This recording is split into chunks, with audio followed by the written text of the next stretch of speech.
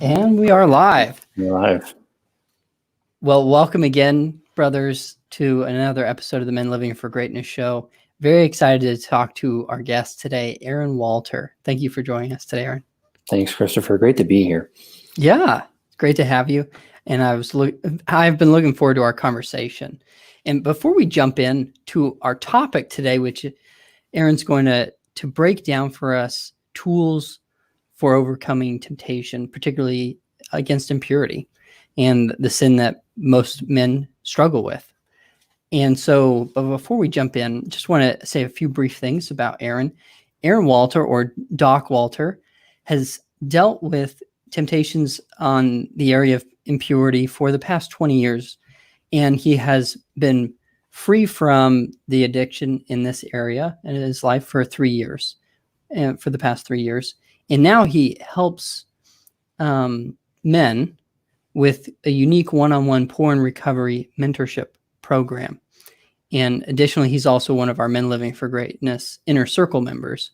So I've known Aaron for several years, and it's great to have you on and have this conversation so we can get these tools out to the men and set some men free from some of these challenges. Yeah, it's a blessing to be here. And we've known each other for several years, and it's just nice to be able to reach as many brothers as possible, and just to share a very simple message, but also I know is going to be very impactful for everyone. Right. And I think it's powerful too when you realize that there is freedom from things that most men struggle with for years, and that what's the other side of that look like, and then the most encouraging thing is hearing other men say it's possible, and that it's worth pursuing and not giving up. And so excited for these tools you will want to share with us today. So take it away, Aaron. Where do you want to start? What are these tools we need to keep in our toolbox? Yeah, sure. Well, I think first I want to go through like 4 specific, call them kind of quarantine hacks. Okay. Specifically for those of us that are struggling with impurity. And after we go through those, then to kind of crunch it down and go a little bit more in depth, but kind of go through about 10 rules that we can follow once we start a recovery type of program, a 10-rule plan. It's very simple. So those of you that are going to be watching either live or going to be watching in the replay, I just encourage you to grab a scrap. Well, hopefully not a scrap piece of paper, because then you're going to lose that. But maybe grab a journal or your notebook and just write these down, because it's something that'd be great to reference to later on. But these hacks, these quarantine hacks, they help us get past get past the temptations that we're facing, and that's probably the one thing that we can all at least share. We've been in lockdown, right? We've been in quarantine. But for those of us that have struggled or are struggling currently with these temptations, with impurity, with struggling for chastity, it's also not just lockdown, it's a lockup, right? It's like we've been locked up in a prison, because so much of our rooms, used to be maybe danger zones. Well, now everything's kind of been different danger zones, right? So the very first kind of hack, and thankfully so many states are deciding to open up again. So I encourage everybody to disrupt their environment. Get outside, go outside again, go to the park. If you're in sunnier locations, go to the beach. Basically get out of the comfort zones, and also get out of those danger zone areas that you were dealing with now for 2 months or maybe more. So that's so important. And it's a simple hack. It's just, we know, if you've been struggling with this, what parts of your home, what parts of your apartment are the safe zones, and also which would be the danger zones. Well, disrupting that environment, just one little simple hack, um, is going to be helpful. So you know, you don't you feel lethargic, you feel lazy, you don't want Yeah. to go out in the morning. You usually go and you do your exercise in the afternoon. Well, go in the morning instead. That's just the one little simple thing. You're disrupting your routine. Um, can very well be just enough to help you stay sober, and keep that sobriety going for that Right. day or for that week. Um, the other thing is, so many of us are, we have the shame and we have the Uh-huh. guilt, Right. when we have fallen prey to uh, our temptations. Right. So we're seeking out then ways of, reconciliation, of course, being one of them. But how do we kind of overcome that? Well, another little hack is, I would say, this kind of set the conditions for failure, because we want to be perfect. And so it's so Right. easy when we do, unfortunately, fall. Mhm. I'm a failure. I'm never going to be, good at Right. this. I'm never going to overcome this. And that's the negative mindset. And that's, of course, the completely wrong mindset to have. Um, and Right. Kind actually, of getting into despair and almost, yeah, absolutely. And actually, I'm going to credit you with this, Christopher, because I recall it was two team calls ago. It was a wonderful conversation. And it was one of the things that you mentioned. You said, we don't have to be perfect, but we have to be perfectly aware. And I was writing that down. I take notes, during our team calls, and I was like, oh, that's just perfect, perfect for me, to remember. Right. And so this is one of those things. The second hack would be just set conditions for failure, and one of those conditions is you're not perfect, but you Yeah. should be perfectly aware. Right? You can be perfect. You can be perfectly aware of where your danger zones are. You can be perfectly Yeah. aware of what those triggers are, the patterns. Especially if you're really smart about it, tracking them in a journal. Yeah. Like, I'm feeling this way. I'm feeling this way. I feel, it's been X amount of days or X amount of weeks. This usually has been when the last time maybe I fell into the temptations again. Mhm. You become so Right. self-aware of yourself, which is awesome. So you're becoming perfectly aware. So then you're not actually going to be perfect, right? So then you're not going to fail. Make So some progress, right? you're making progress. Absolutely. Yeah, Absolutely. and one of the guys in our comments, Cecil, he just commented and Yes, I said can see this. changing his home environment improved his prayer life, just finding that special place. Kind of Yeah, what you said, you have danger zones, but then also making prayerful spaces. And right. I think so it's neat. There are changes, there are tools, there are small things that we all can do that Hmm. will make an improvement. And I think when you whether it's what you're saying, Aaron, when you struggle with something so often, so consistently, you lose any concept of what life is like without the problem. Absolutely. That you almost don't even think is a real possibility for you. Well, that's So the biggest thing. Yeah, yeah, many people just don't think that it's ever going to be possible. So right. they're almost assigning themselves a life of perpetual, temptation and Yeah, perpetual struggle, and a vicious cycle. Which yeah, actually, the cycle can be broken. yes, I broke it, so it can be broken. absolutely, Um, right. but but the part of that is just becoming aware of your triggers, becoming aware of the patterns, being more kind of perfectly aware of what's there and what you're facing.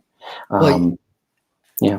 I think what you said is actually quite beautiful. I think when you start, just like when you start being intentional and aware in this area, I also think of it as knowing what people push your buttons and that Mm, you're more tempted to lose patience with is quite yes. interesting too. Like for some reason, this person just gets on your nerves. Like whether it's that person at work or that relative or this, preparing yourself like, okay, I'm not going to lose it on this phone call because I Right. know they're going to annoy me. I know they're going to get on my wrong side. this person just has a beautiful knack, and so there's people like that, but then also we have to be aware of times of day. You know what you're saying, like Yeah. places, times of day, Yes. Yes. rabbit holes we go Mhm. down. Yes. And I think that leads us Absolutely. to one of your next ones. Yeah, and the rabbit hole is a great segue into this, is because social media is nice, and it also can be absolutely horrible for us. And one way that it's horrible is we've got advertisements, and we've got, seductive type of pictures, or photos Oh, that are, one coming click across away. the time. Yep.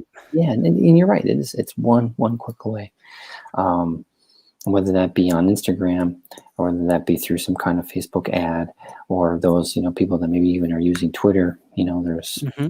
you kind of easily can go down literally this rabbit hole. If you click on somebody who then was, retweeted somebody else, and that person, and then there's that Right. person, and then suddenly you're looking at, somewhat unintentionally, but you haven't clicked out of it because you're like, oh, that's wow, whoa, and then you're looking Right. at Your the content. idleness led to temptation, which led you down to all of a sudden right. Yeah. So, just an easy hack is just you delete. You go into the settings, right? So Mhm. this is another thing we should be able to be true men here and set. And actually, it's connected to setting the conditions for failure. Go into Yeah. your settings. Go into your settings and put in, the safe settings. Mhm. Basically, you got to treat yourself like a kid, in a way. If you can't, Be an adult, treat yourself like a kid. yeah. I mean, it sounds kind of silly and also somewhat counterintuitive, but for so many of men who are challenged with Right. this, and yes, this is how it is. This is what you have to do. Through Instagram, delete these thoughts. These are THOTS. These are the kind of the provocative accounts. The girls that are just going to be just showing off. If there are certain accounts through Twitter, Right. people that maybe you were following, but those people are following others. Right. Well, don't follow them, and maybe decide not to follow the person that you were following. Like Yes. unfollow them. And with Facebook, again, it's all about the Facebook algorithm. So it's like what you're Yeah. looking at, you're going to get more of it, right? So Yeah. definitely you can set the conditions there. And this is where it's not exactly a hack, but if you have an accountability partner, or if you Absolutely. have a good friend who has shared with you and you're sharing with them maybe your struggle, Mhm. they can help you by actually you're surrendering your phone to them, or maybe your tablet to them, Mhm. and then they put in they change the settings, they put in a password if necessary. Mhm. I was visiting my parents over the summer, and I met up with a dear friend of mine. He and I Mhm. we went to elementary school, we went to high school together, and we stayed in contact. And we didn't go to the same university, but we stayed in contact. And every Christmas, he and four other guys and myself, we all get together. Yeah. But he and I, we just 2 years ago, kind of discovered that, yeah, mutually we, have the same struggle, the Right. same issues and problems. And fortunately, I was further along. I was already 2 years into my Mhm. recovery for him, so I could kind of take him by the hand and lead him. But one of the things I did was we met up for coffee, and he's like, I need to change my settings. So here's my phone. He just gave it to me. So I put in the password, so he doesn't know what it is. He can't do Yeah. anything. Um, but it was very, very helpful. So that third hack is just delete the ads, change your settings. If you don't feel that you can do it, you don't trust yourself to do it, reach out to a close friend who also has been, maybe sharing the same struggle, and they're going to help you. They Yeah. can too. It in On that vein, Aaron, I think it's important to remember these the extent of what this can feel like is a humiliating level of help, Sure. right? But you see, that's what Satan wants, right? Oh yeah, yeah, The first lie, of course, is that it does no harm. The second lie is you're so dirty that nobody can love you, nobody's going to right, understand you. So we're going to keep yeah, this in the dark. You're going to keep it in the closet, mhm, and that really annoys me. I mean, mhm, there's stronger language that I could use, but I'm not going to. But I think we y all know what that will be, yeah, and it's just like no, because once you drag it out into the light, right? Once you pull it, it's not a secret anymore. Once you can, right, and I'm not saying that we all go out now and start, announcing our imperfections to the world, right? It's not going to be a good strategy. That's not a hack, but if you feel that you can open up, you can be honest, you can mhm, share with another brother, another friend. It's a calming relief, and yeah, I guarantee you that that guy also has struggled. Maybe right, not to the same extent as you has. Maybe he has, but he'll understand. And if he's a man of God and a man of character like you are, he's going to help you. Like I've yeah, yet to meet someone of integrity, of character, a man of God who also has struggled, who has said, "No, I don't want to help you," or "No, oh yeah, I don't need help." right, Of course, and we can all help each other. Iron sharpens iron. We know this. So right, this is a way to do that. Yeah. and it's a beautiful thing. It's the same as don't keep if you're trying not to eat ice cream, probably don't keep it in the fridge Right. on the days you don't want to eat it, right? Or the Yeah. freezer. And because that it's so easy to go there if you can, right? If you don't Hmm. have the help, the monitoring, or the restrictions on. It's man, we're weak. What was it? There's a saying I love. It's a teenage boy says, "Dad, why can't I hang out with this girl? Don't you trust me?" And he said, "Well, I actually, I I have 100% trust that you'll be a boy." Yes. Yes. Right. Right? Yeah. And Absolutely. it's like I do Yeah. trust that you're gonna have the Trust temptations your any hormones. normal red-blooded person would have. So I don't trust you to be smarter than your age, right? Yeah. Hmm. Yeah. Well, I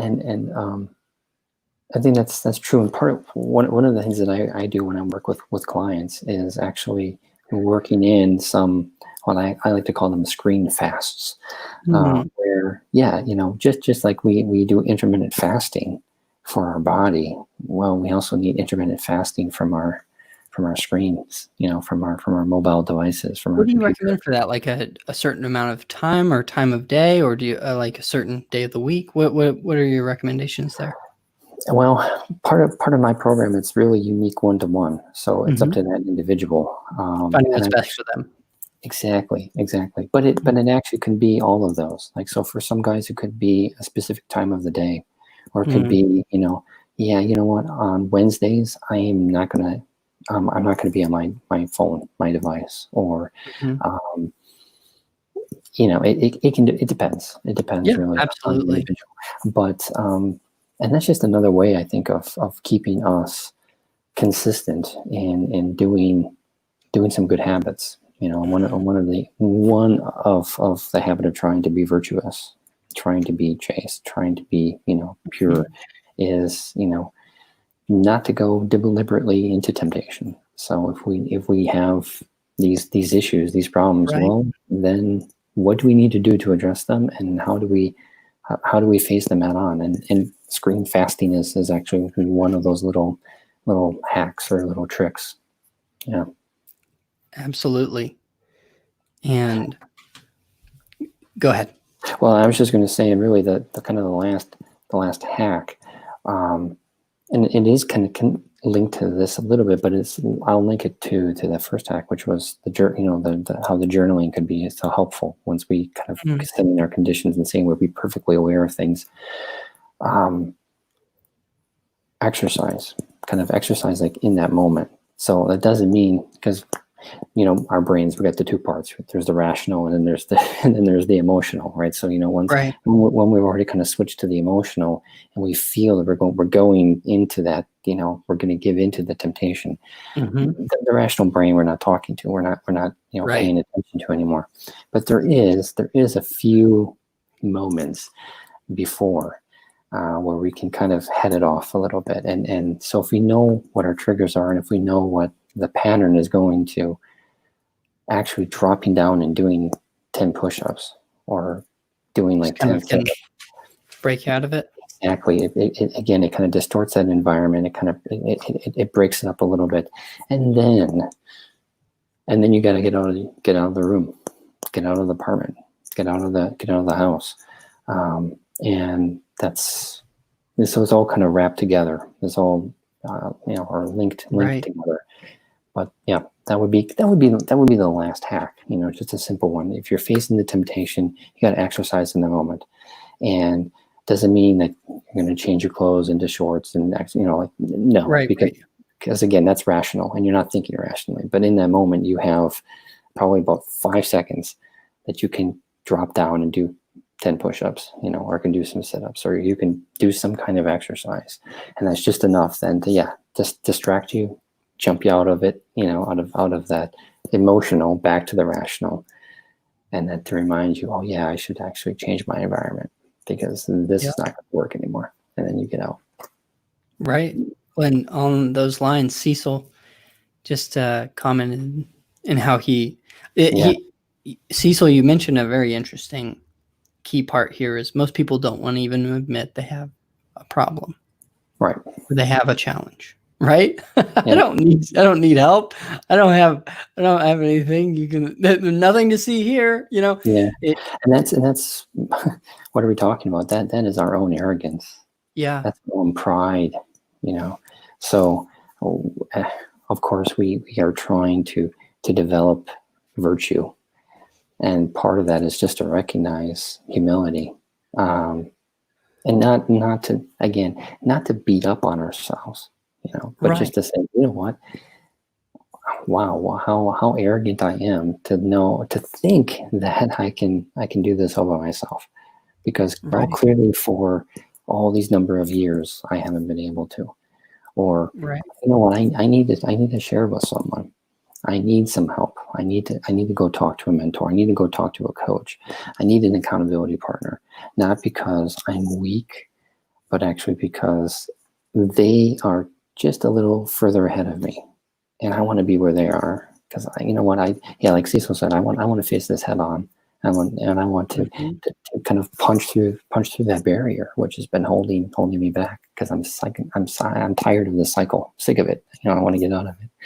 So yeah, it's arrogance and it's pride, and once we get over it, then we're one step further along in that recovery process to actually, get over this and be free. Well, what's the saying, Aaron? The first step to overcoming a problem is admitting there's a problem. Yeah. Right. And I think we are. I mean, so many of us who have, or maybe still are, struggling. Yeah. In our consciousness, we know, we've admitted it to ourselves, but we're now we have to do that first step, which is we have to overcome the fear. Yeah. Right? And overcome the fear of either searching for help or just recognizing that we've got an issue and we need help, doing this. Yeah, absolutely. And so I mentioned a little bit of this, like kind of the first step in recovery. So I just want to share some 10 rules for recovery. Yeah, and you can run through those for us, and I'm also going to add them in the description in the show notes so that they can grab them there as well. Sure. So, and the first one is really easy, but it's probably the hardest, and that is believe that you can do this, right? And you can become the better man. You will become the better man.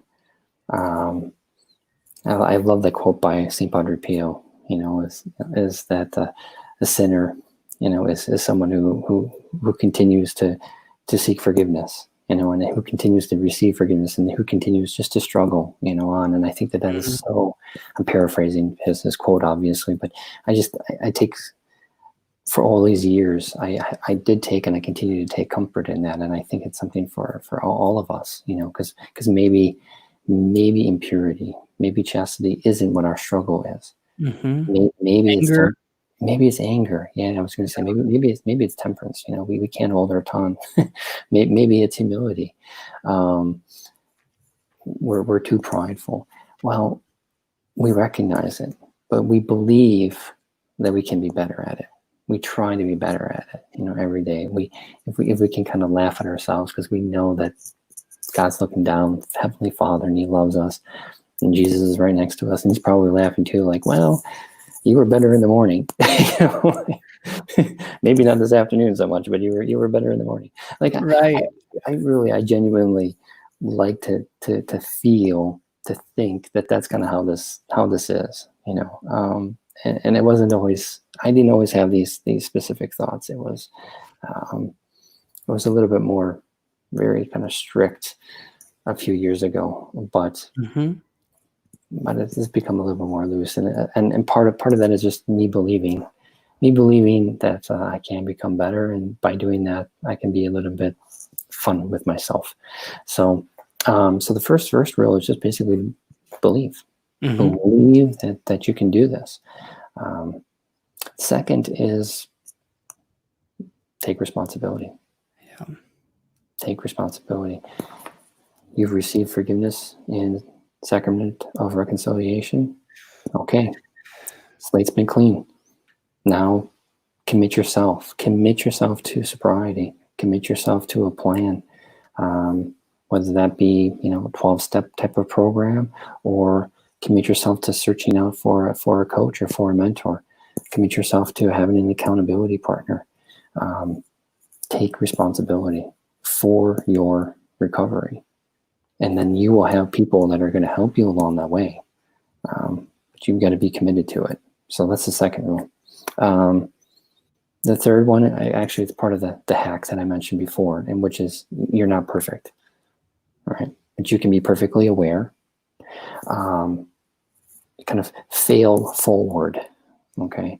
And I think that this, for many of us who have struggled, and for many of those who continue to struggle, and maybe even have been relapsing recently, and let's just be very real, very, very real now. You can go 3 days and you relapse. Maybe you can go 3 weeks and you relapse. Maybe you've been sober for 3 months and then you relapse. I never like thinking or like the idea that, okay, now I'm starting over at day one again. Because actually, I think first of all, it's totally depressing, and it actually defeats the progress that you've made all those previous days. And also acting like you're at square one again, almost. Yeah, and it also defeats the purpose of the journaling, which I've already talked about a few times. I mentioned that, but like if you're tracing, if you're seeing where your patterns are, if you're seeing what your triggers are, well, thinking that you're starting over at day, it's like you've erased all of that progress. You've erased all those patterns or those triggers. Actually, no, it can help you, and it should help you. So kind of fail forward. Good is good. Progress is progress. Progress is progress. Yeah, just you're not perfect. Only God is, right? So don't think that you're a failure. You're not. Okay. Fourth rule is very simple. All of these are simple, but they're some are more challenging to actually implement than others. But the fourth one is accountability, and this is where you install screen accountability into your computer, into your tablet, into your phone, whatever mode, whatever medium of poison is for you to get you connected to the rest of the world. So screen of accountability. Covenant Eyes is one program that I think that many of us are familiar with, or at least we've heard about it. Accountability to You, that's another one. I actually haven't had really any experience with that, but it is out there. It is available. So accountability to you as a tool. yes, yeah. Okay. As another screen accountability software Gotcha. Okay. that's out there. So find yourself a partner, actually an accountability partner, someone who can help you. You check in with them daily, and along the way, of course, this would be ideally a person who has already gone through what you've experienced. Mm-hmm. So I would not suggest that it's your spouse or your girlfriend. That's just not going to be good. I also wouldn't suggest that it's a family member, unless you have a really super great relationship with your brother, maybe, and you want to share. I'm working with a young gentleman right now. He has a twin, and they're really super tight, as you would expect twins would be. And his twin is his accountability. So basically, he has two. Like, he checks in with me, and then he also is, talking with his brother. It wouldn't be my advice to him, but he feels comfortable doing that. So, okay, fine. We'll work it that way. So accountability is the fourth rule. It's very, very important. So sacrifice. That's the fifth rule.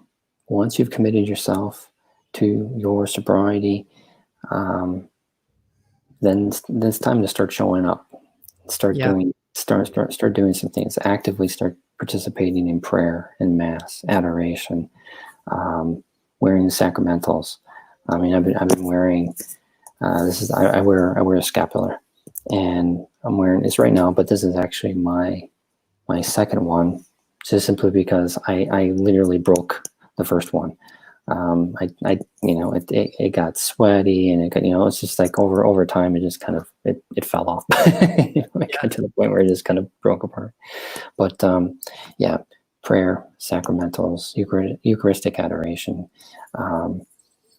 so important. But sacrifice, intermittent fasting on Wednesdays and Fridays, take it outside of Lent and Advent, just go into make it part of a weekly routine. It's good for your health, but it also is good for us as we are trying to bring your faculties. And continue to seek that mercy, through this. Sixth is another simple rule, but it's also difficult, and it's a challenge for a lot of guys, and that's just we need to be honest. We need to be honest with ourselves, and we need to be honest with our family and with our friends, especially those that know of our struggles. And that's usually that's the tough thing, right? Because we can link it to I want to be perfect, so I don't want to fail. And then if I have if I've struggled, if I relapsed, I don't want to tell my accountability partner. I have to go back to the priest again, right? Admit this again, seek forgiveness again. But each of those are lessons, right? It's the recovery program is not a sprint. It's a marathon, and the marathon can take years. So once we figure that out, once you accept that, then when you get to those points where you may relapse, or perhaps you did, you can be honest, and then you can learn, and you can move forward. And that's important. But you have to be honest. You have to be honest with yourself, and also with those that are around you. I would also say that probably the seventh rule is. Your number one priority is to in recovery is to your soul, right? Your number one important. So that's probably the important thing is soul and health. So reboots that 30-day kind of reboot challenge, or 40 or 60 days, or again, it kind of depends. It's individual, but it's so important for mental health, mental clarity, physical health as well. Choose your style. This would be probably the eighth rule. Each person is going to approach the recovery slightly different than others. There can be similarities, there can be commonalities, but it's not going to be a cookie cutter method. So and if you think it should be, or excuse me, or you would be successful that way, you're going to be disappointed, because you're going to realize that it's not a cookie cutter. It's not a cookie method, the style, but choose the one that would be helpful. Yeah, I can see Mike putting in their spiritual director is good. Absolutely. I would agree with that as well. Finding the spiritual director for me has proven, at least in the last 4 or 5 years, really, really beneficial to and just being on. And that leads to that honesty, right? Yeah. And it leads to that accountability as well. So, but maybe not having your spiritual director as your accountability partner, but just to have somebody else part of your right circle of help. Almost it can be part of your accountability, but you want somebody you can text and call if you need to on demand, you know. Yeah. Exactly. Yeah. Right. That Uber accountability. Uber accountability. That's right. Yeah. Come pick me up, Father. I need to talk. Yeah. The ninth rule. Trust. If you read stuff, if you're listening to people, like a coach or a mentor, such as myself, or maybe some others, or a therapist, trust these people. They've been through it. Some who have exactly gone through a recovery process, they know what the pitfalls are going to be in that 9th month, or at year 1.5, or they can help. And so set aside your ego, set aside your pride, and basically say, okay, I need to learn. And it's a challenge, right? We don't want to say that we don't know, and we don't know, right? So embrace that, actually learn, and then be free. So trust the professionals. 9th rule. It is so good. I feel like it's somewhat like children in not wanting. Have you noticed how your kids might be embarrassed to share something with you, but it's so funny because they don't realize you might have done stupider things. You might have done so much worse, right? And they don't get that. They don't get that you've lived life. You've gone through this. They're embarrassed, and they're so embarrassed for you to find out that they did poorly or in this or that, whatever happened. And it's so funny, especially with your accountability partner. If you fall and you go back to them, you're thinking they're not going to understand. Right. They're not going to be understanding. All right.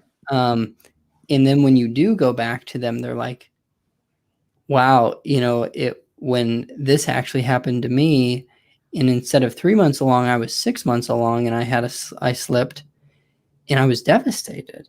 And how I got back on track was this. And then you're realizing, wow, they do understand. They actually, but it's this whole thing of they won't be understanding. They won't understand. Right. Or I've had the case, situation where I've done kind of some preemptive kind of accountability coaching with a guy that I just happened 3 weeks ago, where I said, look, you're going to be next week, you're going to be between 7 and 14 days of your reboot, 30-day reboot. And I said, so right now you think you're on top of the world, you're invincible, everything's going to be great. And between 7 and 14, it's been proven, it's a pattern. Pretty much, this is one of those commonalities for everybody. That's when the temptations are going to come back, and the high probability of a relapse is going to happen. I said, so 7 to 14, just be aware of it. So really be journaling, the pattern. Really be journaling your triggers, and preemptively, I'm going to step up my game as your accountability partner, and I'm going to actually be checking in with you. I'm going to be doing it first. I'm not going to be waiting for you to check in with me. And he said, really? You're why? I said, because during that time frame, you're actually not going to check in with me. You're either going to slip up and then be, kind of afraid or ashamed or guilty, and you just don't want to. And it's like, so we're going to just kind of head that off by being just aware of it. And it was he was grateful, but his voice, was doing an audio call. We weren't through FaceTime, but I could tell. It was like, wow, he was already thinking about that. Oh, okay, it was what was unsaid, but it was so powerful for him, and helped him, and also was powerful for me, because I knew that, oh, here's another guy that understands it now, and I've been able to help. So, and I think this is the 10th rule. It's a perfect lead into the 10th rule, which is to be vulnerable. To be vulnerable, vulnerable with others, but to reject this warped, twisted idea of isolation. Like you are the only one who's dealing with this problem. Like in all of humanity, you're the only one who has dealt with this, or is currently struggling with this at this particular time of day, or this week, or these last couple months, or last couple years. You're the only 22-year-old who still has struggles with this, or you're the only married man who has still struggles with this. No, reject that isolation. Be honest. Be vulnerable. Seek out people who can help. Seek out maybe a good community of accountability, and it'd be great. Yeah. And very key, I think there, like you said, there's the lie of isolation, but also too this idea of what can be a tendency to go back into self-sufficiency. Yeah. Right. Have you noticed that, Aaron? Like when somebody's on the hill, the mountaintop, and they're like, "This is easy. I'm fine. It's not a problem anymore. Like I'm 14 days clean," and they're thinking, "This guy's a waste of my time and money. It's not hard anymore. So why talk to him?" Right. And then that the temptations come back, the isolation comes back, the idleness comes back, the isolation takes you into yourself again, and you don't want to have to emerge all beaten, humbled, and bruised. And it's a vicious cycle. And that's why I think you find a community and never leave it. Never leave community. Always need community, because you won't be able to flourish without peers that are pushing you, holding you accountable, helping you be honest, helping you improve. There's that isolation. I don't know. It's self-made man type of thing. Yeah, I think that's part of it. Our culture, has kind of pushed simultaneously through two things down our throats as men. The first is we have grown up, at least 3 generations have grown up in a very hypersexualized culture. So we have had to retrain ourselves. And that's one of the great things about, this program, Men Live Here for Greatness, is we're not looking at women. We're not looking at girlfriends, potential spouses, actual wives.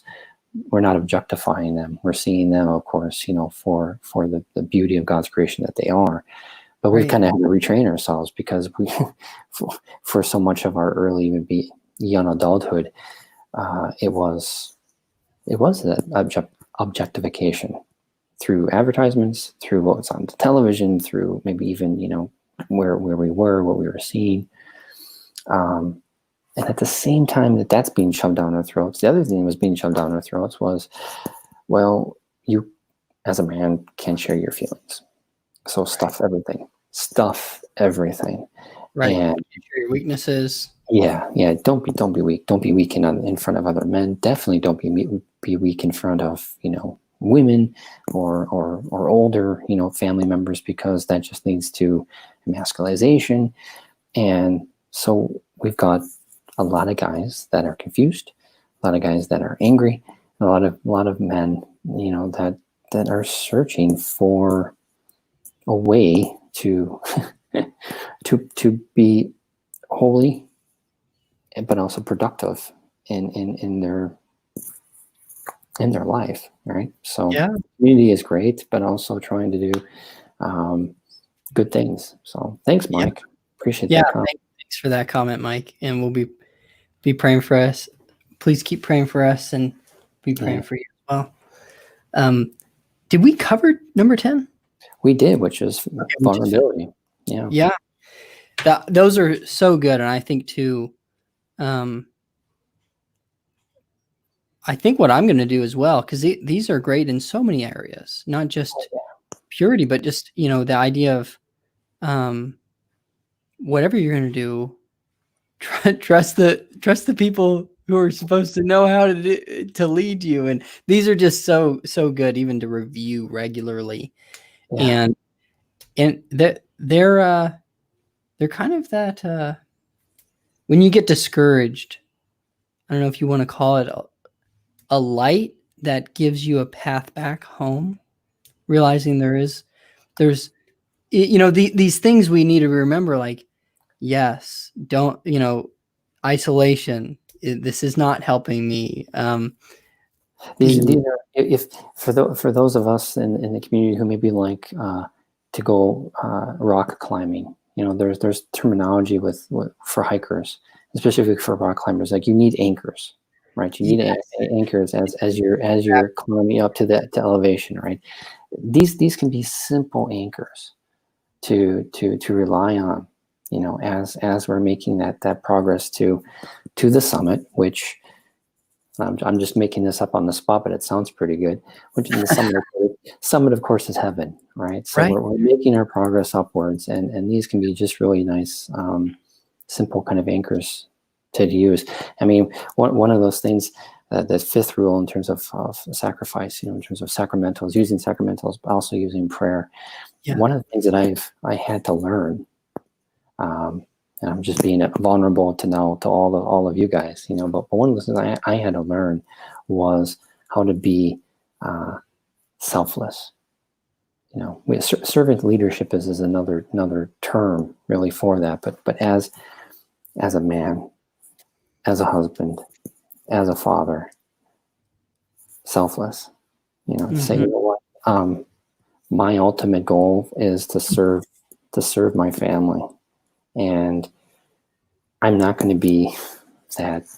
And I wish no offense to any of the brothers who maybe are going to be watching this live or watching this on replay, and it's like, hey, but that's what I do.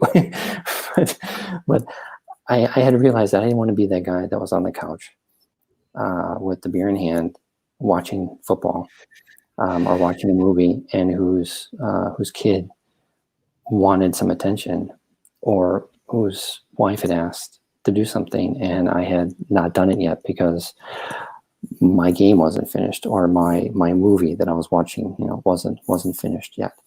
I realized that kind of late, after I lost after I lost the wife, and then after I'm trying to be a better dad now, to my kid, and in my new relationship with this wonderful woman that I have, and the children that also have. So it's like, yes. And maybe it's not the television, right? Maybe it's your phone. Put the phone down. What's the kid going to remember? That you spent 10 minutes and you made them laugh, and that was a cool moment. That's what they're going to remember. Or dad was once again on the phone. He was here. If he was here, he was on his phone. Yeah. So that, yeah, you're right, Cecil. Yeah, absolutely. And that's one of those things. Just I'm learning daily. Be more selfless and less selfish, as I try to lead my child as a father, and lead my family as the man in the house. Well, thank you so much, Aaron, for taking the time. And thank you, Christopher, again, for letting me hop on and have this little conversation with you, and for all of the brothers that are watching and that will be watching on replay. So thank you, guys. Blessings to you. Yeah, and I'm going to put the notes from here in the comments, guys, so you can grab the 4 hacks and the 10 rules. It's a lot of great information, a lot of stuff for us to save inside of a note in your phone, and put it on like a monthly reminder to pop up on your phone to remind you to look at it every now and then. Thank you, Cecil. And Thanks, Mike. Thank- So I hope you guys have enjoyed this. I'm going to be reviewing the notes. I hope you do as well. Yeah. And And I would just like to do a real, for those of you who are struggling, maybe yeah, in secret, I would love to talk with you. yeah. You're And not alone, actually. You're not alone at all. So, reach out to Aaron. He's at aaronwaltercoaching.com. And you're also, people can find you. You have a podcast, and you also post content on Twitter and Instagram at Yep. New Men Rising. That's right. Yeah. My goal is outrageous, and yet it's simple. And what is basically to create an army of virtuous men who have really overcome this addiction, and kind of like Lazarus, right? We've been redeemed, we've risen up, and we're helping other men also, one man at a time. So that is the plan. That's the goal. That's awesome. Thank you so much, Aaron. Thank you. And have a wonderful night, guys. We will see you next time. God bless. Bye. Blessings. Bye.